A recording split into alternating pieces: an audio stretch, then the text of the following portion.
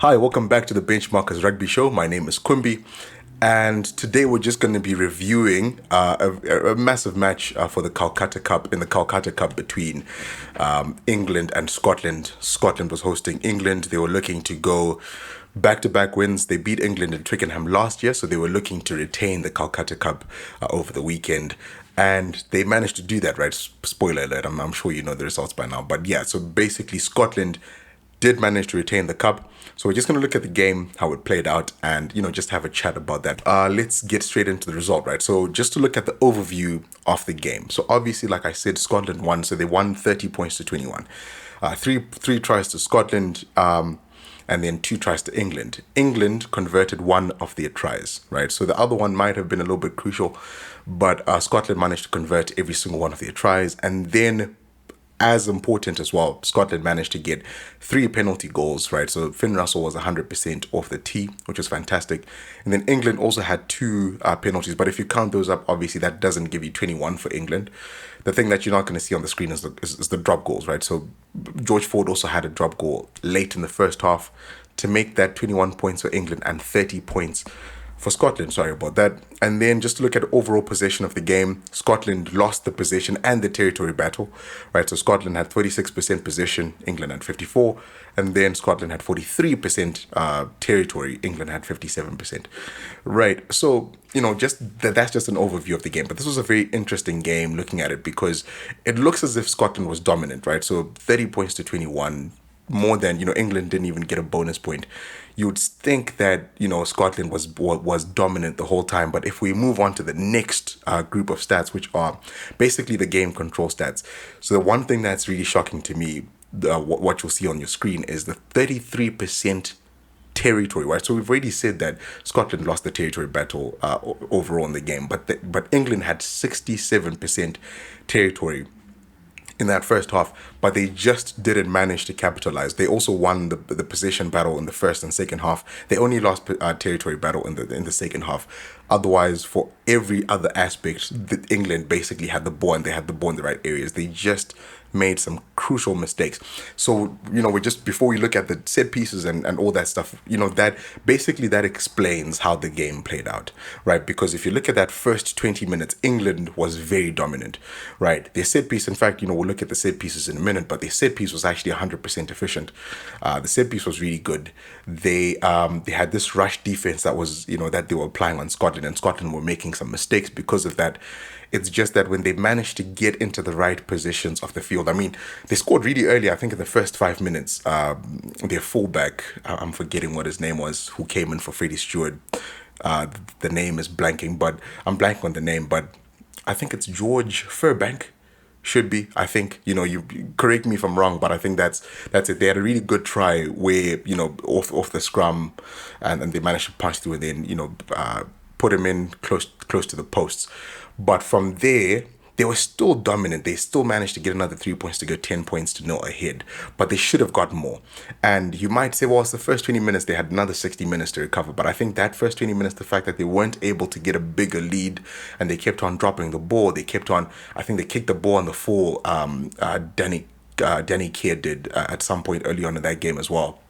The fact that they didn't manage to capitalize to the fullest within that first quarter of the game, that allowed Scotland to then come back because Scotland was, on the other side, because we've looked at the territory stats and the possession stats. They managed to get the most out of the little that they got, right? Because if you're not capitalizing, if you're England and you're not capitalizing on the pressure that you're putting on the Scotland attack and so on, and you're keeping them close in the game, right? Eventually they're going to manage to get that little gap because obviously if you're rushing the whole time, right? Even, especially if you're rushing in the open field, off rucks or phases and whatnot, you're rushing every single possession. You're going to leave some gaps somewhere.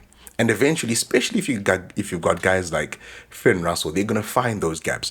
And that's exactly what happened. And the first try specifically, so just to talk about, I'm going to talk in depth about what happened in this try, but I'm going to speed through the other ones. But basically, England has they're dominant within this game and so on, and then Scotland has a scrum in England's half.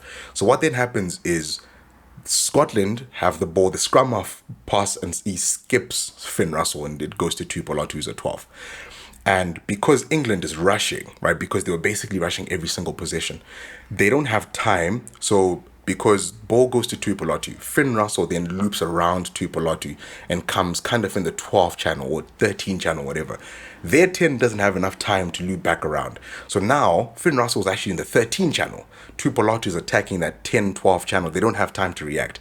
And then because of that, Henry Slade goes for Finn Russell, and then Hugh Jones comes in short, and then there's a gap within the, between the 12 and the 13 channel.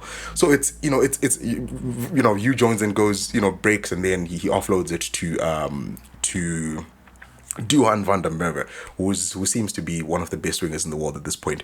But basically, that's how they opened them up, right? Because of that rush defense. And if you look at the other two tries as well, the second try, the second try was with mistakes. Basically, the first 20 minutes, what I've just explained explains exactly how the scoring went for the rest of the game. England making mistakes, especially within that, that area between between the halfway line and Scotland's like 22. If we could get some stats that can show, not just like, this team has this handling errors, but if you can show them in different areas of the field, I'm sure within that little, I think it's called the orange zone, depending on, the system that you've learned rugby from or whatever. Within that halfway to, your opposition 22 meter line, I do not know how many they dropped. And then, Duhan's second try as well, it was from a drop. He gets the ball, kind of skins a guy on the outside. I think it probably was Underhill or something. I think it was a forward. And then he goes in for the try.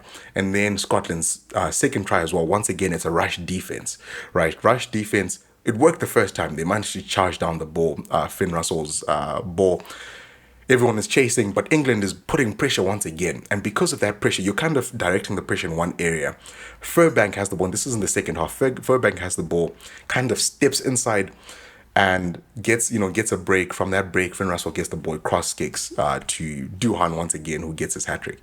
So, England gets success from putting pressure and all these things, right? Their set piece was good. But I think it's just, in this game, they will really look back at the errors that they made. In the the handling errors, they just did not have any hands, and because of that, their rush defense, which should have worked, Scotland basically had more time on the ball just to figure out that defense, and that's basically how I looked at that game. So essentially that's how the game played out, and we're just going to briefly look at also England also scored a late try, but by that point it was really moot. It was what's his Faye Waboso, who scored for England. I think also Scotland was also ball watching. They didn't have enough guys around the fringes. And so England then scored. But by that point, especially when what's his name, Finney Smith, when he missed that conversion and hit the post, the game was practically over, especially because they really weren't able to get into the game despite having a good set piece. The fact that they kept making mistakes, that 9 points became a little bit too much. Right. So just to quickly look at, because I've already spent so much time rambling on about, what went wrong for England, what went right for Scotland with the bit that they had. We're just going to quickly look at the set pieces. So we already talked about the scrums, right? So actually it's the scrum that was 100% for England, and lineouts was 92%, which is these are very good numbers, right? You could argue that scrums, they didn't have enough to make mistakes, but, I think they had a very good performance. Scotland was making some mistakes in their own scrum. I think there were some that were, there were some free kicks that were given to England and so on. But yeah, their set piece wasn't all that good, especially their scrum. Their line out also looked a little bit shaky, even though 87% looks good. That's like 14 out of 16. It doesn't look too bad, but I think you can definitely tell that Richie Gray is not around for Scotland. So I think they will need to probably tighten that up I think their next game might be, if I'm not mistaken, it might be Ireland. Or maybe that's the last one. I'm not 100% sure, but they're second, and if they want to compete for that title, they're gonna need to sort out their set piece as well. And then just to look at the attack, so we've already talked about how good England was, right? So they had more defenders beaten, more meters made, right? So 22 defenders beaten versus 19 from Scotland. 380 meters for England versus 299 for Scotland. But the problem is the handling errors, almost double the number of handling errors, 25 in one game. It's kind of ridiculous. And then you've got the offloads for Scotland. They had a lot more offloads, which I think they did with much less ball. So that was a very impressive performance from them. And then just the kicking in general, if you look at the meters per kick, right? So Scotland had about 25 meters per kick, and then England had 20, which, maybe that was an indication of the pressure. Maybe they were trying to kick, longer to relieve the pressure at some points. But yeah, and then finally, just the tackles. Obviously, if you've got less of the ball, you're going to make more tackles, right? So you've got Scotland, who are making 150 tackles versus England's 104, almost 50% more tackles. But then you see the impressive thing here is that with more tackles, they've got higher percentage, right? Which means, they when England has the ball, they're a little bit more solid. And then when Scotland has the ball, England are falling off a few more tackles than Scotland, which is a recipe for disaster. And I think that's why we then see that the score line looks a little bit, exaggerated, I think, in Scotland's favor. I don't think they were more than one try better than England on this day. And then turnovers one, obviously Scotland, they had to make, in key areas of the game, they had to create some turnovers for themselves, which were, I think that kept them in the game, or at least it kept England out of the game. Penalties conceded 10 for Scotland versus 5 for England, and then just one yellow card, which didn't really matter, was at the end of the game. Johan van der Merwe tips a guy over. But essentially, this is how the game went, right? So very impressive from Scotland. But I think if you're England, this is a game that you're looking at like, okay, listen, we should have won this game. Especially based on, judging by our early dominance. We just basically allowed Scotland to gain confidence in this game. We should have just been in their faces the whole time. And, we basically should have capitalized on our possession, our dominance, but the mistakes. They just made way too many mistakes in this game. So yeah, it was a very interesting game to watch. But what will be more interesting is going to be the last two games. So obviously, as is, the norm, for this next week, we're going to have a bye. And then we're going to finish off strong with with the two final weekends of the Six Nations. It looks like Ireland is going to take it, which, by the way, we looked at Ireland the last game. We talked about the scrums for Wales. That then also proved to be a little bit crucial, especially in the first half. But Ireland looks like they're going to run away with it. So it's going to be interesting because these teams, I think Ireland still has to play each of these two teams. It's going to be interesting to see how they react to, how these two teams are going to perform against Ireland. So yeah, so we'll be there to talk about it. We'll be there to cover it. And in the meantime, hope you're enjoying the video or the content, the content that we're posting. And please do like the video, comment, would like your feedback, and subscribe to the channel. But until the next weekend, until the next video, I hope you enjoy the Sevens rugby and URC and all that action that's going to be going on, and Super Rugby, which is back now. And we'll see you in next week's video. All right, cheers. At that experience.